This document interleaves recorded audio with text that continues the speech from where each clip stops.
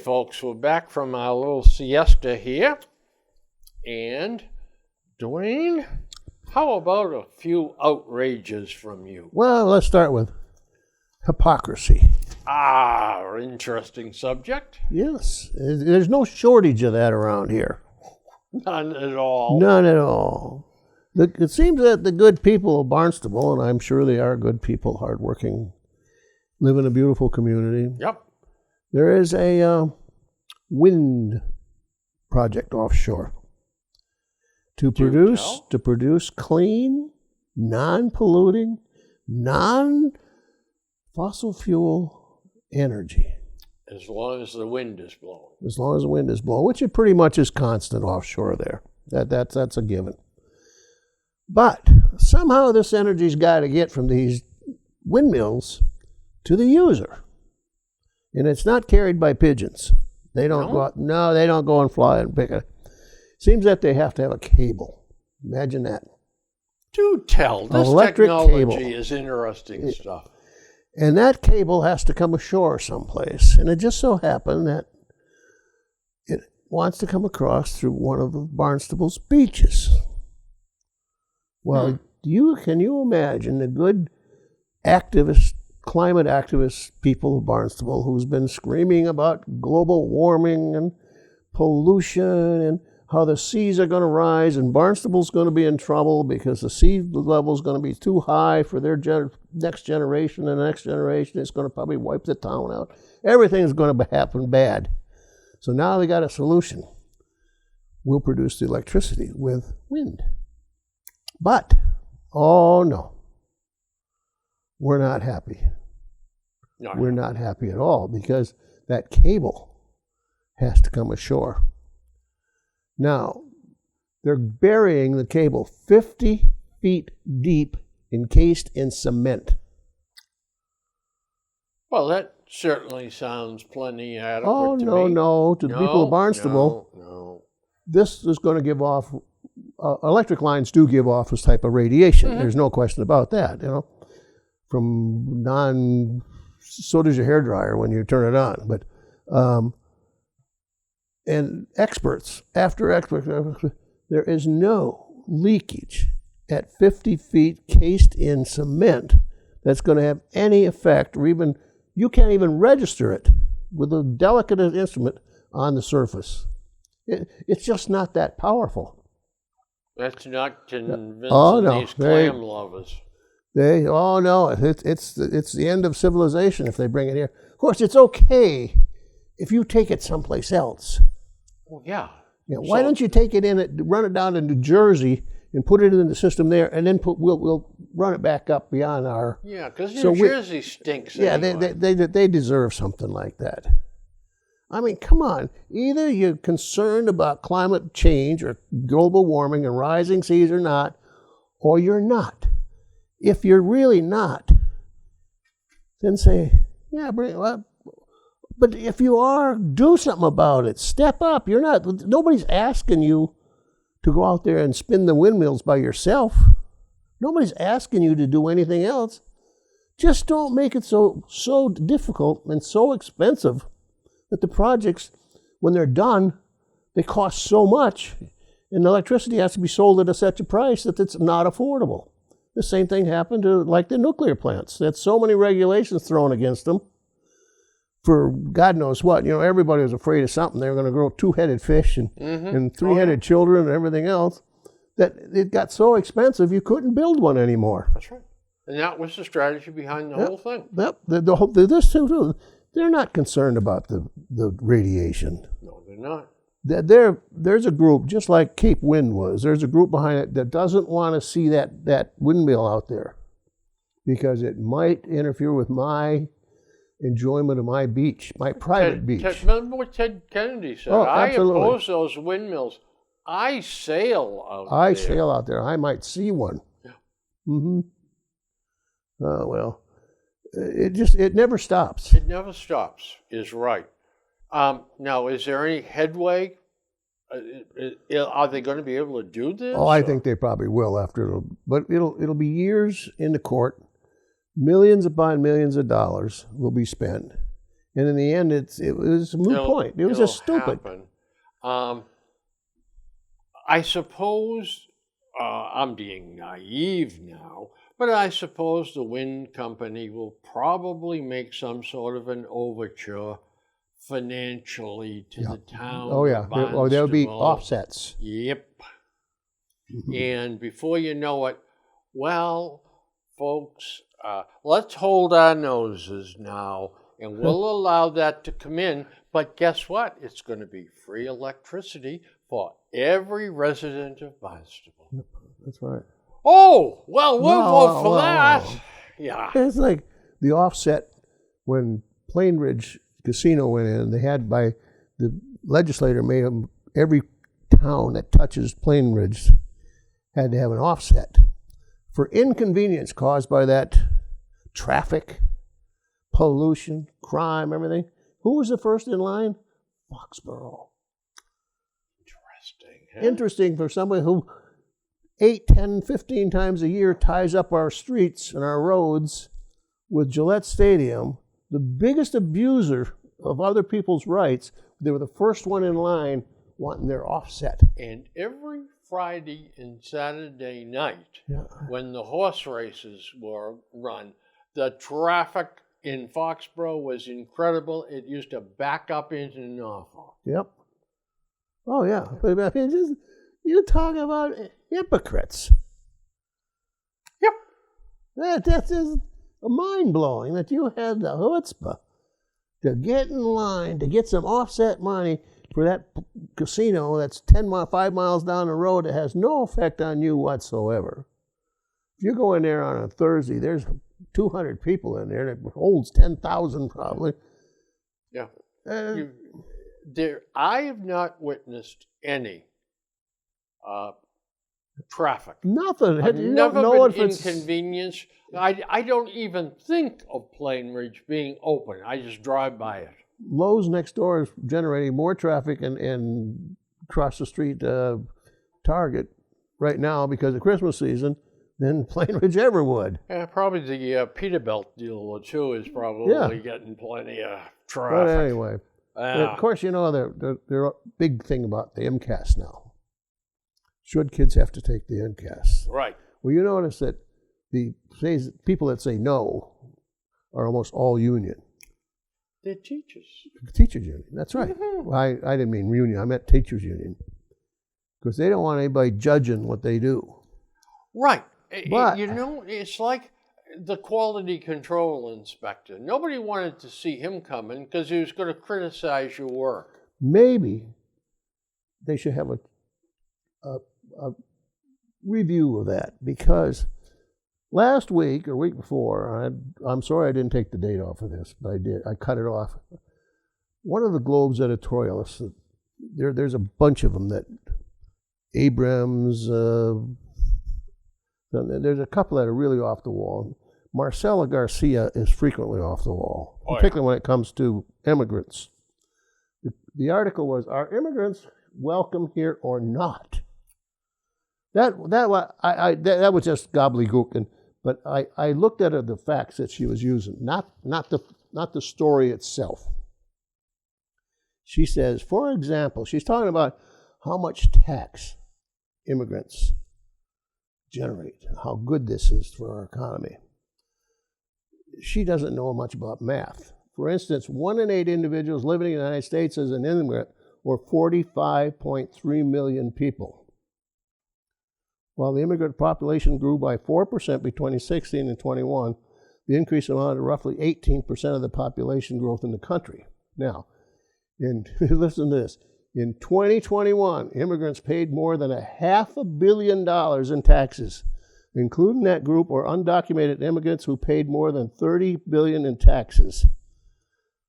All right, if you take the 45.3 immigrants that we had living here, and they paid $500 million, that's $500 million, she should buy a calculator. That comes out $11.11 per person. That's not a large tax contributor. The Globe is famous for misstatements. Well, There's another one. It's a true statement, But $500 million sounds like this huge number. But you divide 45.3 million into it. You know, a story about a fellow from Milford that my boys work with. And he's kind of like a legend in the Portuguese Brazilian community up there. So they were complaining to him about the fact that they were working under the table and they wanted to be able to get Social Security. So they wanted to come out of the shadows and to be a citizen or at least be legal. And he sat them down and he said, okay, so if we can do this, let's see what you're going to lose. Well, you're going to pay income tax. That's coming right out of your paycheck. You're going to lose your assistance, your housing assistance, okay, that you're getting. You're going to lose your food stamps that you're getting. You're going to lose free medical care that you're getting. And they said, oh, that's not fair. Yeah, that's right. And so they said, forget about all that stuff. We'll work under the table. Yeah, yeah. Because what we get, we keep. That's right. And they get all the free other stuff on top of it. I mean, what a country, huh? Yeah. Well, Miss Garcia goes on to embarrass herself more. Oh, is that possible? Well, she doesn't know what she wrote previous in the article. She goes on to tell us that there are approximately 140,000 undocumented illegal immigrants in the state of Massachusetts, which is, she says, is 11% of the immigrant population. And they pay $730 million in taxes. But the entire country pays $500 million. Well, $730 million is almost 75% of $1 billion. So already they're paying more than the whole country is. She doesn't make any sense. Later, she's like, oh, I said this back here in this paragraph, and now I'm typing away, and oh, I got another idea. Well, that contradicts what you just said over here. Yeah. Because nationally, they're paying $11.11 a person taxes. And now she's telling us that the immigrants in Massachusetts pay over $5,000. It's ridiculous. If you look at the facts of it, yeah, you know, and it's all emotional with her. There's no logic to it. But that's never going to change with these kind of people. No, it's not. No. They are far left, radical dreamers. Yep. Well, and they're not going to change. Yep. Well, they're not. Oh, but look at the effect they're having on the country, though. Yep. And you know, Dr. Joseph Goebbels, the minister of propaganda in Nazi Germany, is famous for saying, I can make anyone believe anything if I tell them often enough and in the right way. Yeah, that's right. And that's what the Globe does. Oh, yeah. They just keep pounding the lie. Yeah. Oh, all the liberal publications, but the conservative publications do the same bloody thing. Oh, yeah, they absolutely do. They bang the same, just a different drum they're using. But it's, Now, to be fair with Marcia, she did come out with a editorial that she's right about this one. You remember when Wu, the mayor of Boston, Yes. had an accident. Well, she didn't have the accident. She was in the car, and there was a policeman driving her the car, the town car. Police woman. That's right, policewoman. And they apparently ran a red light. It hit somebody. Well, right away, well, they weren't at fault. They had the blue lights on. Well, Marcia writes a column that, wait a minute here. Now they've come out and said, yes, the policeman was at fault, the driver. She said, and they do this. She says, it was released just the day before Thanksgiving. So nobody was paying attention to it. And it only got in the paper a little thing about this big. And the bad part of it, not only they admit that the policeman was wrong, she was not. It was not an emergency. Was what the bottom line was. She was going to a meeting. Yeah. Just to a meeting of, I don't know, neighborhood meeting. And the guy had the blue lights on, and he's speeding along, or she was, going like a bat out of hell, like they do, and didn't stop for red lights or nothing, and got into an accident right away. It's always the other person's fault. It's never the police's fault. And then, here's what really bites. They said to the woman, claim it on your insurance company. And now she's supposed to be making a claim for $8,000 on her insurance company and pay her $1,000 deductible. Nobody from the city of Boston has stepped up and said, we'll take care of your car for you. Yeah, this is city business. Yeah. Yeah. And she's right about it. There's outrage over that. But that had to have been a city vehicle. Yeah, it was a city vehicle. Yeah. It was a Mustang, but it was still a city vehicle. And they want her to go to her car insurance policy? The person, the innocent, the civilian that got hit, they said, now they say, yes, it was the policewoman's fault. But you have to claim that on your own insurance company. And she says, well, I'm going to get a big surcharge out of this and pay $1,000. I got $1,000 deductible. Too bad. She needs to get a big lawyer. She has. That's what it said. That'll be the end of now that she's story. She's trying to has to sue him for the. And very quietly, that will be settled. She said, well, Garcia says that you shouldn't have to do that. The city should have just stepped up and said, it was our fault. Mm-hmm. Here's a check for the damages, and be done with it instead of fighting it, saying, no, we're not at fault, and then we're at fault, but you're going to pay the consequences.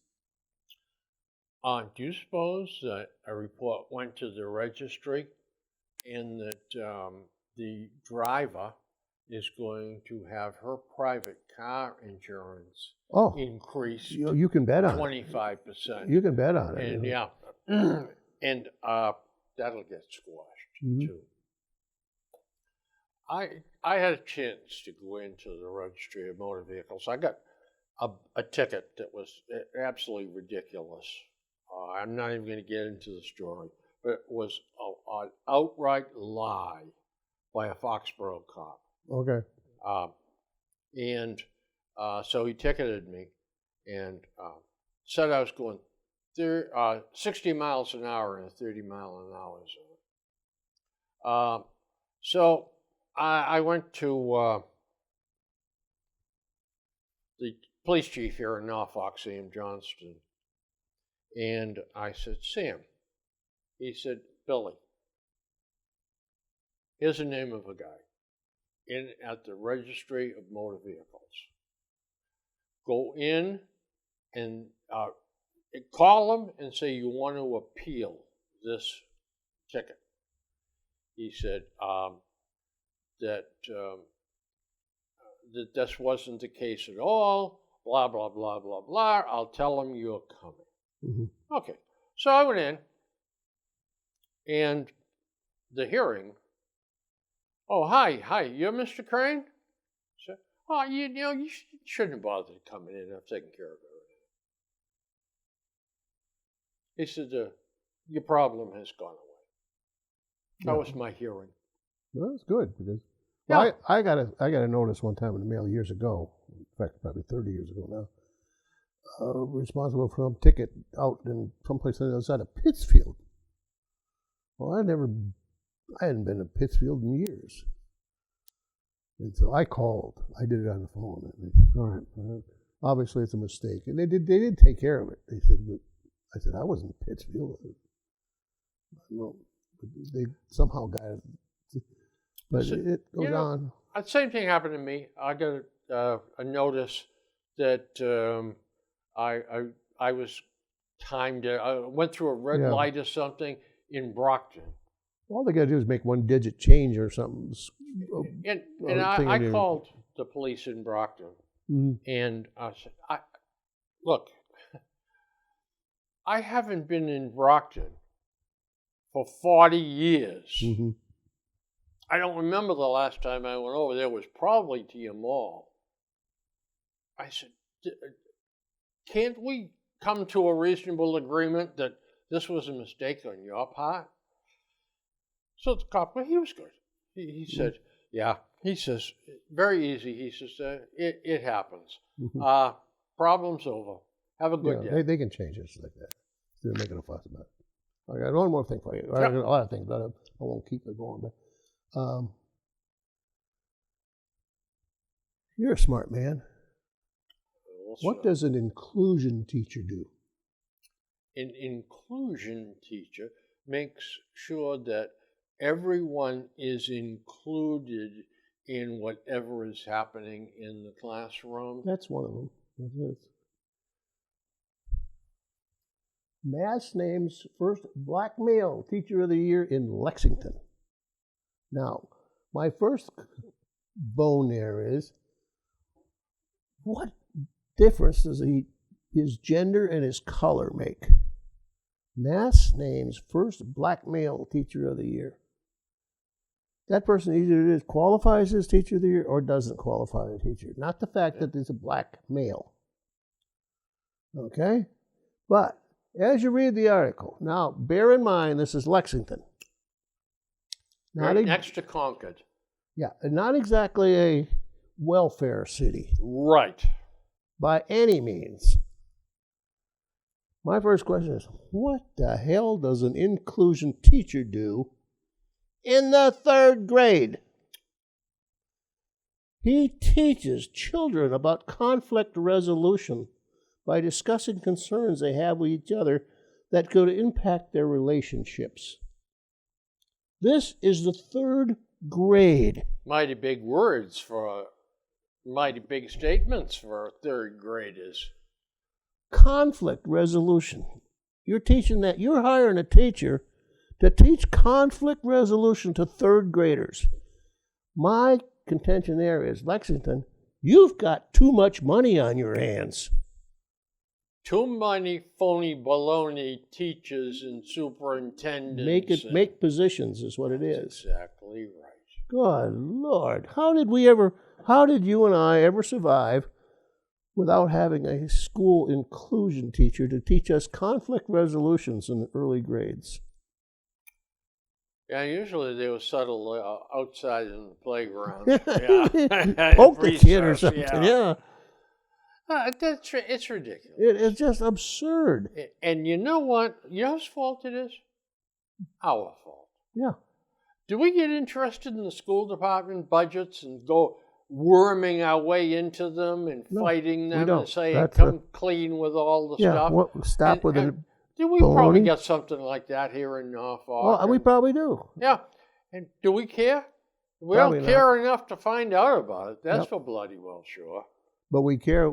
We do care when we get that tax bill 4 times a year. You're not kidding. And we, particularly if you, Bill, sometimes if you got nothing to do, you people are, particularly you computer people, if you've got idle hands like once in a while Bill and I have, just go exploring around the country and look at real estate taxes. This is all public record. You can get it wherever, just pick somebody. Then start picking some people, particularly in other states. Saying, well, they live in this house, and they live in that, they got this. See what they pay every year in real estate taxes according to what you're paying. You're probably paying 3 to 4, sometimes 5 times what somebody with the comparable property someplace else is paying? Yeah, I interviewed for a job in Kansas twice. I turned the job down both times. I didn't get a third call. My family was against it. Mm-hmm. So, Oh, yeah. but in looking at it and looking at some of the material, I saved it. I finally chucked it, but I saved it for a long time. Taxes on a house I looked at, $246 a year. Yeah. Yeah, that's right. It's incredible. Yeah, one time at a Stanley sales meeting, Wes Carlson was my, he was a good guy too. He lived in Westwood though. He was a Westwood native, you know, and he got, one night, I think there was probably too many adult beverages been partaken of. And his kid from Alabama, they got talking about why, Wes, how much better it is living in Massachusetts than someplace like Alabama. And so the kid starts giving him, saying, well, what kind of, house they had comparable houses. Well, how much you pay in taxes? And this kid said, it was $890 in West. See, I only pay $700 and something.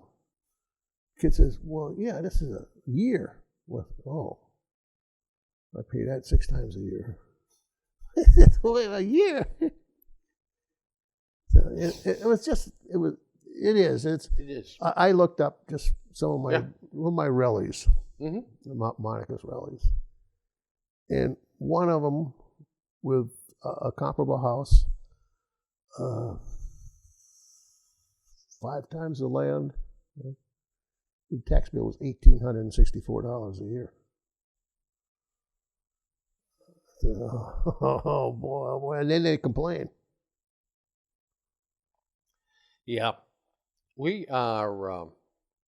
very well taxed. Oh my God! Here in Norfolk, and most of Massachusetts too. But we in the Sun Chronicle area that they serve, their newspaper, we're always the highest taxes. Mm-hmm. Tax bill. Yeah. The tax rate is a nebulous thing. It doesn't matter. It's whatever they're taking it. It's different things in different towns, but the tax bill itself. Mm-hmm. And we seem to love it. I know, we do. I have a couple of things here. I'm going to hit on a couple of things real quick.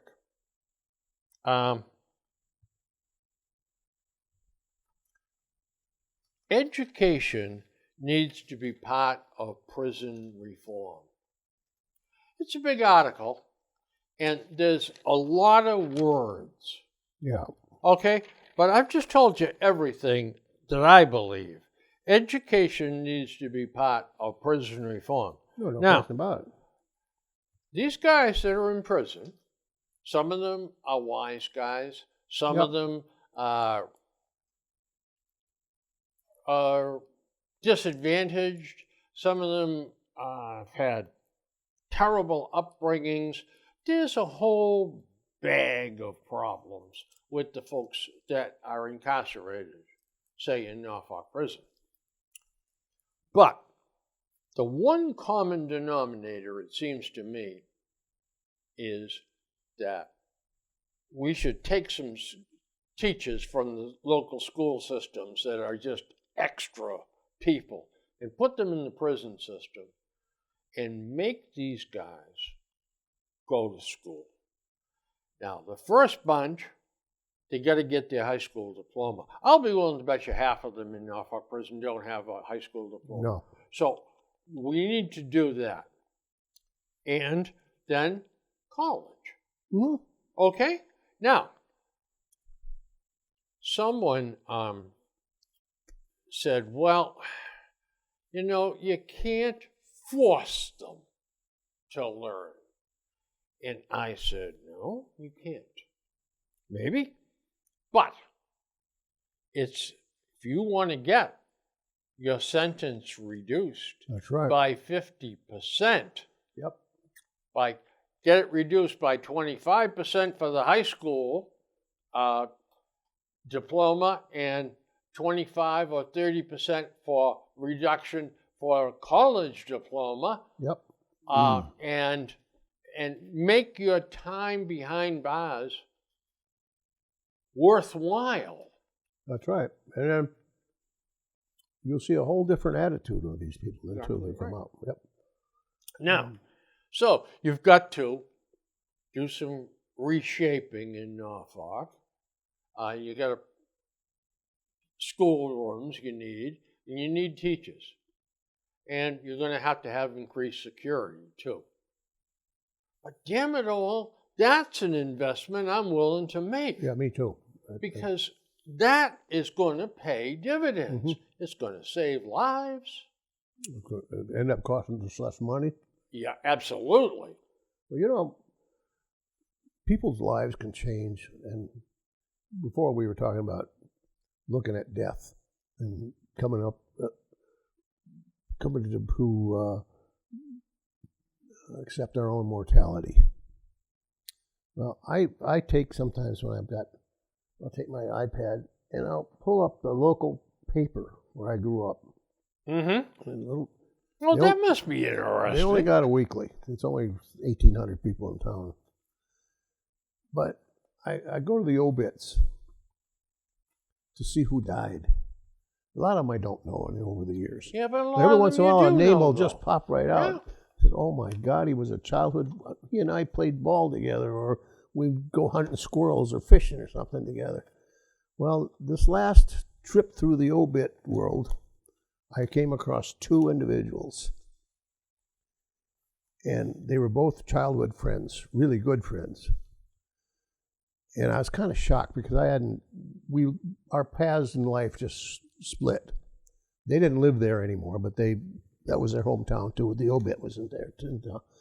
But one of them, they were both had doctorate at this point. One of them I would have been surprised if he didn't, because he was really a smart kid. His father was a judge, an attorney, and a judge, and he ended up being a physicist. A physicist with Raytheon Company. The other one I knew had what he had accomplished, but he had accomplished it an entirely different way. He came from a dysfunctional family, really dysfunctional. They grew up church mice poor. So he got to the point of high school, he went in the Air Force. He had nothing else. There's nothing there. He had nothing to go for. The Air Force made him an operating room technician. Really? And sent him to school. He was so impressed the operating staff that a couple of the surgeons sponsored him when he got out and got him into a college on a pre-med and then into a medical school. He spent the rest of his life as a surgeon out west. Here's a kid that everybody thought, well, he's going to end up in jail, on the streets, No good will come of him. Yeah, exactly. Yeah, he and I we were fishing together. That's all. But I thought it was interesting how his life, he did this, and he's out in Arizona and New Mexico and stuff now. But that's where he stayed after he got out of medical school. He never came back. And how he turned his life into something that the whole town was probably. We were all poor, but we didn't know it. That's what we kind of saw of ourselves. We never saw ourselves. We didn't have anything. We were happy with what we had. We had to make up our own. We made up mostly our own entertainment. In the wintertime, we play hockey on a pond.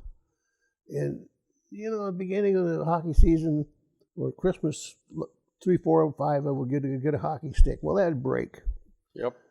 You could only tape it up with sticks so many times, and then after a while, we started cutting branches off trees. Then we'd lose the puck that we had. Then we had to smash down a beer can for the puck. but we didn't care. That's right. It was, oh, we don't have a real puck. Yeah, but we got a beer can. Yeah. So Yep. It goes in the net. yeah, it'll work. Yeah. You're absolutely right. When 1,800 people. That's a town. That's what Norfolk was when I was growing up. 1,800. You know what? I guess we were just too dumb to understand that. Well, we are missing something. We weren't. We were having fun. Yeah. And we had loving parents. That's right. We had food on the table. And the school system worked. But now the sky is the limit with the kids. And, well, it's like, well, we used to have pickup games, baseball terms. Yeah, we do. All the time. You know, all summer long there was baseball. In the fall it was football. Football, yeah. You know. But the kids now won't play unless they have uniforms. Yeah, oh, yeah. And unless there's someone there to tell them what to do. All right, now you're going to be on this team, Bobby. You're over here, Tommy. Oh, okay. I mean, imagine if they said, yeah, go up to the Little League field and play. Just go up there, bring a bat and ball and your gloves and go up there and play. What do we do for teams? Well, you pick up teams. Pickup team. Yep. Well, how do you do that? Well, we made our own entertainment. Yeah. Yeah. That's what it was. I used to like to tell people I ran with a street gang when I was well, in that town, a street gang was 5 kids walking down the sidewalk going fishing or something. You know? Yeah. And when we were littler, we had these, there was 5 or 6 of us. We were going to do this and we were going to do that. You know, we had these 9-year-old, 7 or 8, 9, 10-year-old boy dreams. We had this, I think I told you, we were always looking for bad guys to get the reward because you went to the local post office and they had these wanted ads. Oh, yeah. Posted with $5,000. We only got to catch one. If we can catch one of these guys, we're set for life. And we used to come into the post office every once in a while and look at the new posters, and the postmaster, he'd say to, how you doing, boys? You caught any yet? No, but we're close. He says, yeah. He says, you know, he said, I saved, one time he says, I saved some of these for you. He said, instead of having to come in here and check them, he said, I'll just give them to you. You can take them with you. And he says, I think I saw this guy in town last week.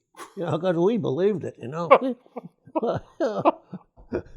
And there was a bridge coming into town on a federal highway, US 10. And we would put 2 guys on the one side of the street and 1 guy on the other side and watch cars because we knew this guy. The postmaster told us this guy was around now. And we'd watch cars coming across the bridge. And we'd say, yell if you see him. You know, if it looked like. And once in a while, he said, I think that guy looked like it. Of course, we couldn't follow him. You know, our bicycles didn't go that fast. But we were never discouraged. You know, to us, we did that for days and days because we knew that eventually we were going to catch one of these guys. And people around town used to laugh, and they say, you guys got any yet? That was the innocence of youth. Oh, yeah. And we've lost it. Yep. Now everything is cynical. We played sports. The town had an organized baseball. I think my team had 2 or 3 bats together. That's all they owned. Maybe 2 or 3 baseballs. Every kid didn't have a glove. And for a uniform, they said, you got a white T-shirt. Everybody got a number. Have your mother sew a strip of cloth, like a 17 or an 8 or a 6 on it, or in the back. That's what it was. That was our uniform. And it worked. It worked. It worked. And you were happy. Oh, yeah. Crap. Yeah. We thought we were going to the World Series. Yeah. Oh, man. Well, suicide rates rise to a new limit. They broke the records. And do you know that women have consistently been found to have suicide thoughts more commonly? But that men are 4 times more likely to commit To suicide. act on it, yeah. Yeah. I read something like that. There. Some groups remain at extreme risk.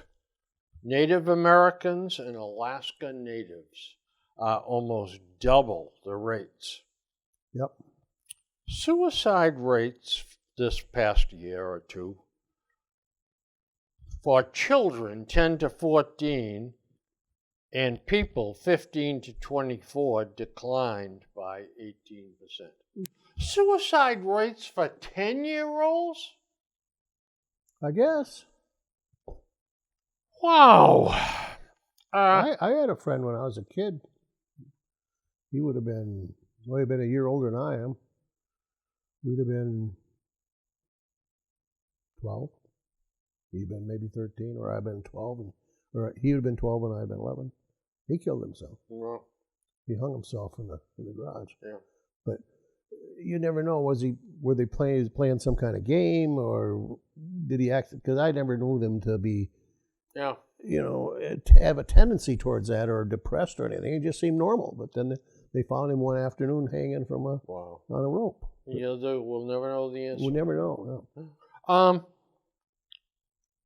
The highest risk people for suicide, and by a pretty good sized margin, 75-year-old plus males. As a generic, yeah, I can see that. Yep. Yeah, and the other one, the generic, not the generic, but the social stat that you laid out, Alaskans Mm-hmm. and Native Americans. Yeah. Look at the despair factor in those two factors. Well, it's where they live and how they live, and alcohol. And also, don't forget too, Alaska and the native Indians live in the upper tier. The longer Nights. the nights are, and the Yep. less the daylight, Exactly. the higher the suicide How rate. are the suicide Yeah. rates? Yep. You're Yep. right. I've got it. I got it. One or While you're two. looking, I got a lighter one. Okay, go ahead. Well, this is a pun, but I didn't intend it to. Maker of Bud Light continues to see fallout. It's still going down there, sales are, according to the Isn't it? Globe. You know, they're trying to advertise in sporting events. It's not working. Yeah.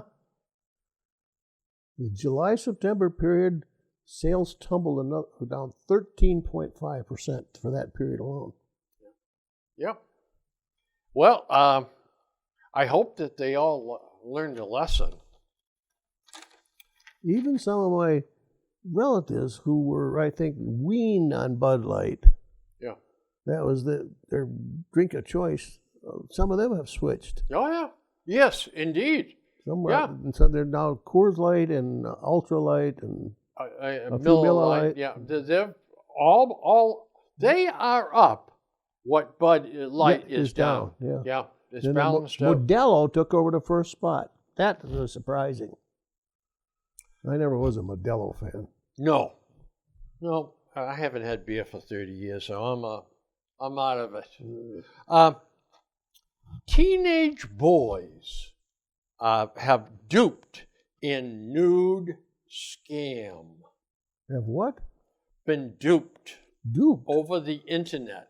So what's happened is they have these chat rooms, Yeah. and a teenage girl says, Oh. I will send you a nude picture of Oh, myself if you'll send me a nude picture of you. Shooting fish in a barrel. Yep. Good And the boys just, Oh. And then, of course, this picture comes. Yeah.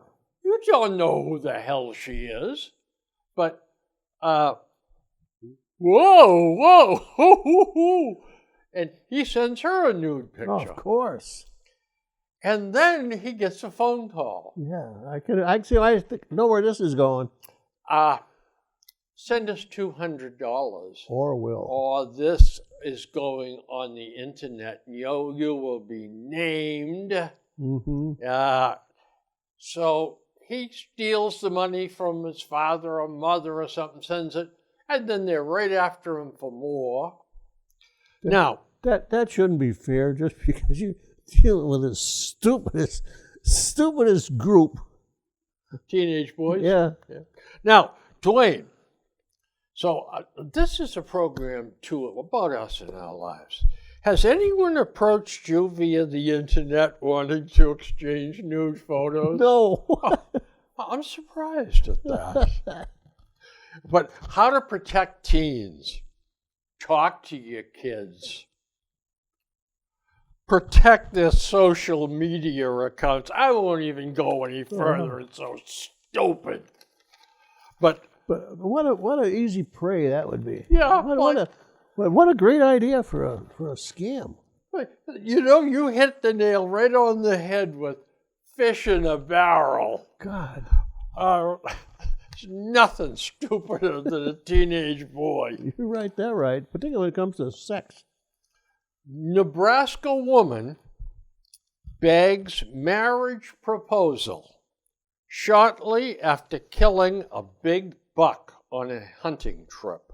Well, that's a wife you want. That's right. And this boy that was with her boyfriend, Yep. she shot a 19-point buck out in Nebraska, Philly, Nebraska. That's trophy range right there.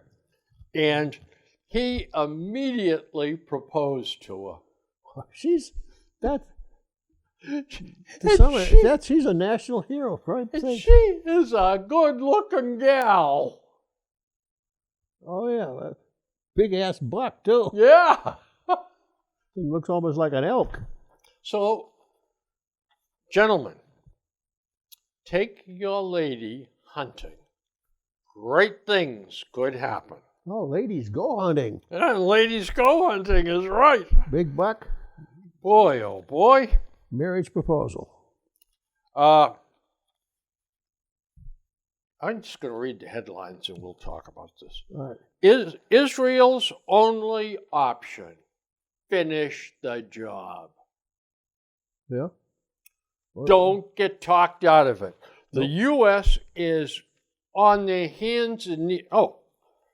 Headline. U.S. urges Israel to change war tactics. Yeah, I saw that in another paper too. The next thing that the They want U.S. is going to surgical suggest precision is we use Nerf bullets. Yeah.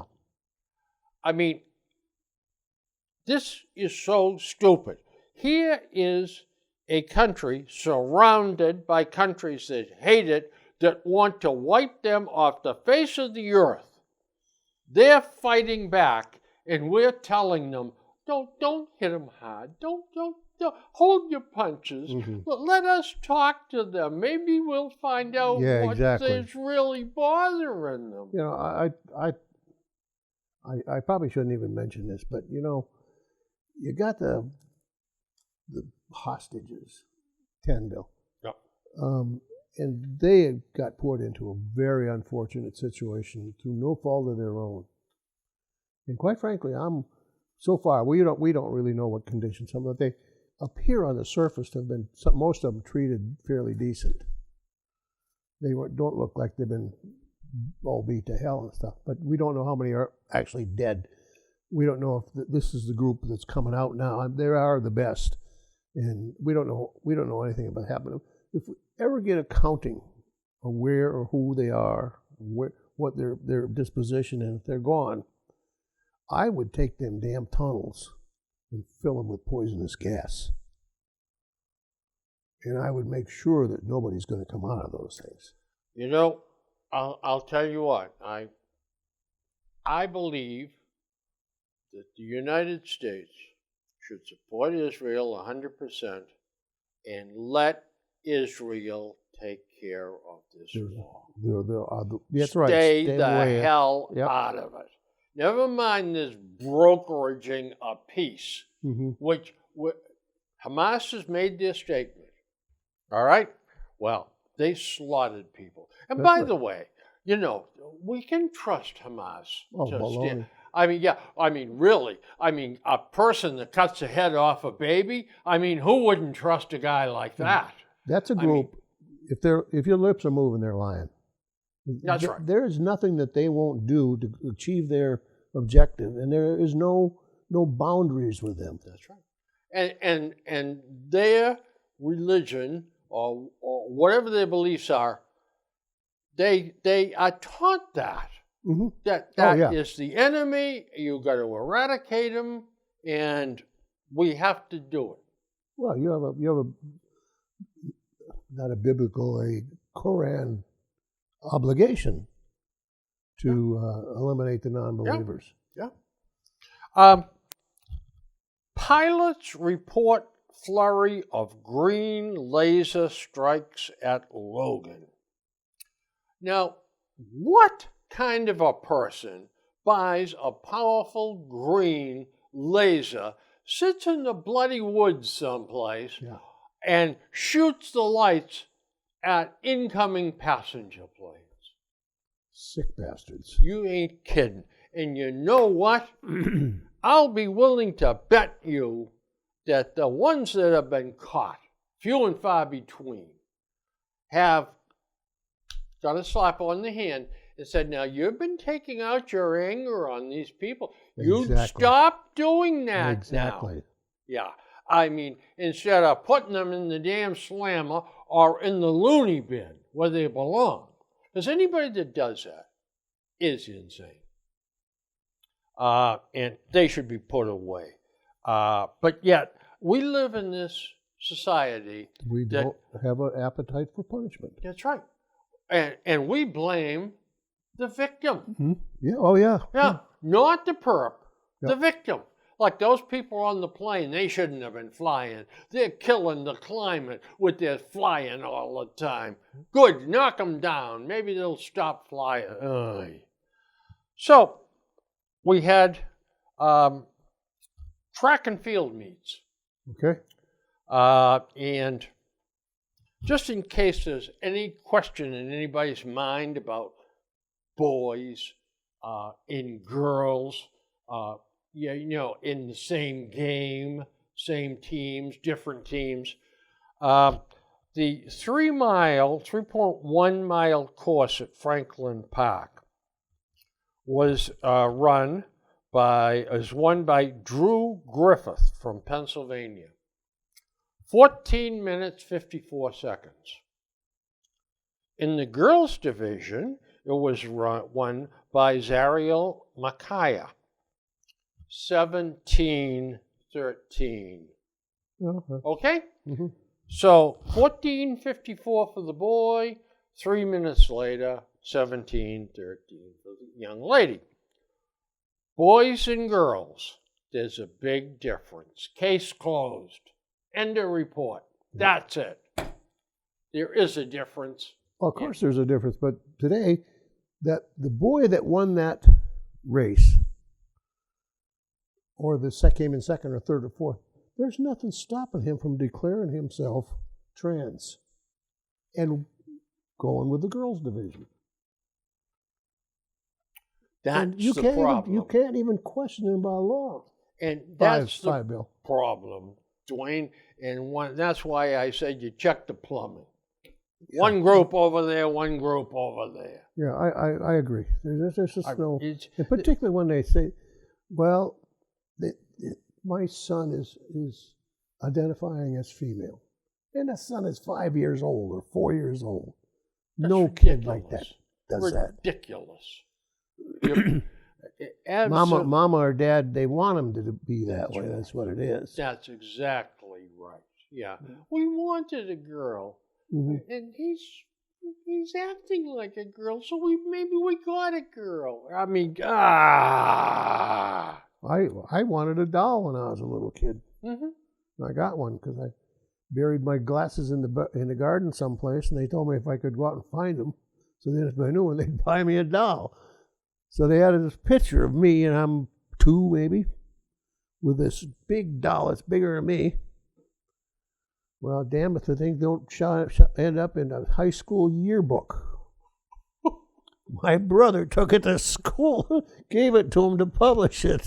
Brothers are like that. Oh, yeah. Hey, here's a nice heartwarming tale. Girl accused of assaulting 84-year-old man. These girls are on tape, on camera. Mhm. 15 years old. Yep. They came up behind him, walked right behind him, and kicked the legs out from under him. Yep. When he went down, they all kicked him. There's a bunch of girls doing that kind of stuff in Boston too. I don't know where that was. Boston, But yeah, at the Forest Hills MBTA station. yeah, that's one of the areas, and also around where Washington Street up there, around where Filene's used to be. They hang out in that area too, and they attack people, and they think it's a big game. Yeah. Yep. And the mothers, once they under 12 or 13, they just have to call the parents. They have to come pick them up. And the cop told the mom that you'll get a notice in the mail when to apply or when to appear for juvenile. She won't be there. I'm not taking her. Mm-hmm. Yeah, Just blow it off. yeah. She was mad because she had to come pick her up. Yeah. The real reason Iran hates Israel. Okay, these two writers, one's from a CIA. That's a good question. That's a good point. I'm not sure why. The real reason that this guy and his compadre here feel that Iran hates Israel is that Israel is acting as a cat's paw for the U.S. in Europe. Okay. And they are doing America's bidding in Europe. Well, the last time I checked things, Israel was not exactly the stick that stirred the European drink. No, not at all. In fact, they're a pariah in a lot of cases among countries. Mm-hmm. So there's got to be something more than this. But the anti-Semitic regime in Tehran believes Jews guide and control American policy in the Middle East. Now, this kind of goes all over the place, this article. If their theory is that it was American Jews in America making political decisions and having the Jews in Israel act them out, it would be a little bit more believable. Yeah, but it's not. Maybe that's it. I don't know. But anyway, well, look, folks, if you're grumpy on the job, you have company. People get used to working from home because it's not really work. Yeah, well, there's a lot of... One last thing, and we'll get out. Israel and Hamas call a truce. Israel faces pressure to extend the truce. The war's devastation has galvanized international criticism of Israel, and even in the U.S., its closest ally has expressed concern about the heavy toll on Gaza's civilians. This truce is going to backfire on the United States and Israel. Well, Hamas wouldn't agree to it if they weren't going to get to gain something from it. Yep. If they weren't going to get the upper hand, they would have never, ever agreed to it. Ever. That's right. Absolutely. Well, folks, this has been another program for you to watch 3, 4, 5 times because, yeah, if you watch it once, you'd miss a lot of good stuff. Oh, my God. And here's the best news. We're coming back in 2 weeks, and more is coming your way. And you can't talk us out of it. That's right. So, on that note, folks, we are going to be talking about the Norfolk Master Plan Draft Vision and its goals for next week. So, see you later. Have fun. Stay warm. Stay warm.